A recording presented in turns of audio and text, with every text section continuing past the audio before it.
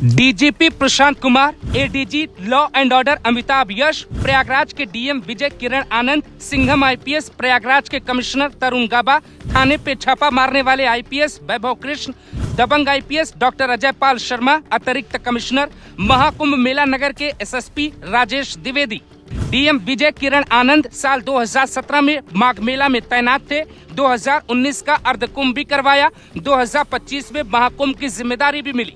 इनकी सबसे मुख्य जिम्मेदारी थी मेले में सब कुछ शांति से करवाने की। भगदड़ मची तो क्या ये खुद से जिम्मेदारी लेंगे? सीए की पढ़ाई करने के बाद 2011 में आईएएस बने। योगी के बेहद खास अधिकारी माने जाते हैं। योगी के कार्यकाल में इन्हें मैनपुरी, वाराणसी जैसे जिलों की जिम्मेदारी मिली।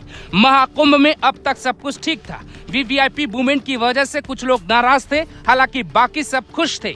सिंघम आईपीएस तरुण गाबा प्रयागराज के कमिश्नर है। वहाँ पे इनकी जिम्मेदारी थी भीड़ को नियंत्रण में रखना, व्यवस्था बनाए रखना, ट्रैफिक व्यवस्था को देखना। 2001 बैच के आईपीएस अधिकारी तरुण गाबा मूल रूप से चंडीगढ़ के रहने वाले। तरुण गाबा शुरुआती दौर में केंद्र में तैनात रहे और केंद्रीय प्रतिनियुक्ति से यूपी कैडर में 2020 में लौट आए। सीबीआई में भी तरुण गाबा तैनात थे। इन्होंने सीबीआई में भी अपनी खूब धाक जमाई और आईपीएस राकेश अस्थाना के केस में इनको भी इंचार्ज बनाया गया।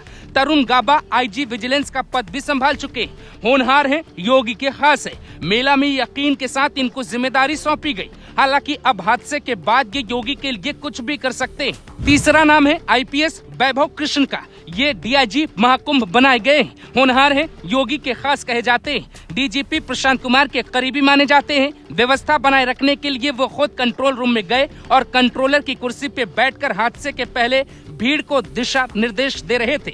डीआईजी ने पहले ही कहा था, आप घाट पर न सोएं, बैग न रखें, यानी भगदड़ की आशंका इनको पहले से थी। आप सभी लोग अपने अपने स्थान से उठ के गंगा घाटों पे प्रस्थान करें और स्नान करके जल्दी स्नान करके अपने अपने गंतव्यों को प्रस्थान करें। इसीलिए आप घाटों पे रात को ना सोएं, स्नान करें और जल्दी निकलते रहें घाटों से। अनाउंस कर रहे हैं। उस वक्त की तस्वीरों को देखिए। वहाँ पर हर कोई बैठा है और काम कर रहा है। पुलिस पे कितना दबाव था ये अंदाजा लगा सकते हैं। आजमगढ़ में रहते हुए थाने पे छापा मारा तो पुलिस विभाग में हाहाकार मच गया। लेकिन दुर्भाग्य कितने होनहार अधिकारी होने के बाद भगदड़ की आशंका लगने के बावजूद भी वैभव कृष्ण हादसे को टाल नहीं पाए। अब बारी आती है आईपीएस डॉक्टर अजय पाल शर्मा की। ये भी योगी के राइट हैंड वाले अधिकारी माने जाते हैं। कहा जाता है कानपुर हो या लखीमपुर या फिर महाकुंभ, जहां योगी को लगता है हालात मुश्किल हैं, वहां अजय पाल शर्मा को भेजा जाता है। अनुभवी है, ताबड़तोड़ एनकाउंटर का अनुभव है, भीड़ नियंत्रण की कला है, लेकिन वो भी महाकुंभ के हादसे को नहीं रोक पाए। ये सभी वो अधिकारी हैं जो योगी पर आंच आने से पहले खुद की कुर्सी उछाल सकते हैं। 2013 में आईपीएस पद पे प्रमोट हुए राजेश द्विवेदी को मेला क्षेत्र का एसएसपी बनाया गया। एमबीए के बाद स्टेट सर्विस में मौका मिला। योगी ने महाकुंभ की जिम्मेदारी क्यों सौंपी थी, ये बात किसी को हजम नहीं हो रही है, क्योंकि कई होनहार आईपीएस थे जिन्हें मेला की कमान मिलनी चाहिए थी। इनकी तैनाती के बाद से ही ब्यूरोक्रेसी में कई तरह की चर्चा थी। भगदड़ के बाद इन्होंने ये तक कह दिया कोई भगदड़ नहीं मची है, जबकि योगी और मोदी भगदड़ की बात मान चुके थे। ये सब वो अधिकारी हैं जिनके कंधे पे महाकुंभ की जिम्मेदारी थी। योगी ने अपनी टीम बनाई, ये सब कुछ तय किया योगी के खास अधिकारियों ने। डीजीपी प्रशांत कुमार और अमिताभ यश की सलाह पे मेला में इन अधिकारियों की तैनाती हुई थी। अब बात योगी की कुर्सी तक आ पहुंची।